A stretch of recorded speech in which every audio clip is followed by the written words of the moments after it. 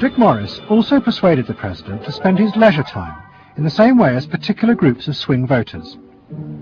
He sent Clinton on a hunting holiday, dressed in exactly the Gore-Tex outfits a group called Big Sky Families liked. The aim was to reflect swing voters' lifestyles back to them. The Liberals in Clinton's cabinet hated this approach. And I would say, well, Dick, why have a campaign?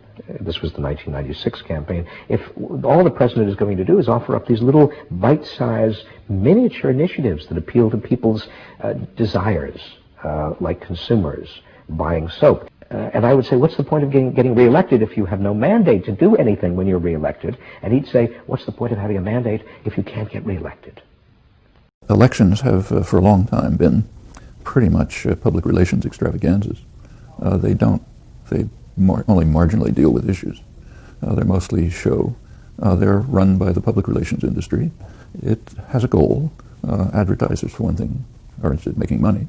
But there's a general goal, and that is to create a certain kind of society, a society in which uninformed people make irrational decisions. That's essentially the structure of presidential campaigns. And it's very strikingly similar to the way the same institutions, advertisers, public relations, it's the same way they try to construct markets. I mean, if you take an economics course, you're taught that markets are based on informed consumers making rational choices.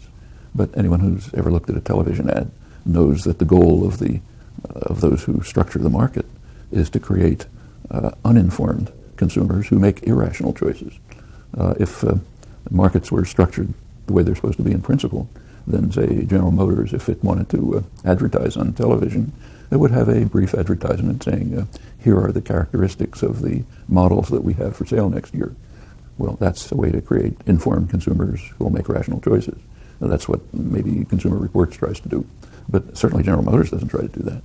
They put there's an ad with a football hero or an actress or something with a car doing some impossible thing like shooting up into the sky or whatever it may be. Well, that's undermining markets, and it's for good reasons. That's the way you create wants. You try to delude people into pursuing what you want them to do, namely buy your car, not someone else's, and so on. And the same institutions undermine democracy in the same way. The candidate comes to town with his PR apparatus. They try to organize people to come and listen to him.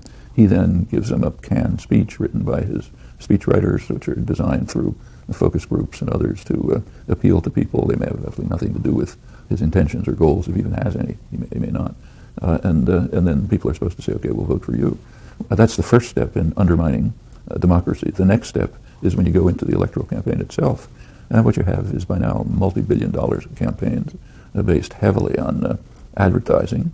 And advertising has its usual goals, not to inform people, but to delude them into following certain paths. And anyone who's paid attention to a presidential campaign sees this all the time. And furthermore, the advertising industry is completely aware of it.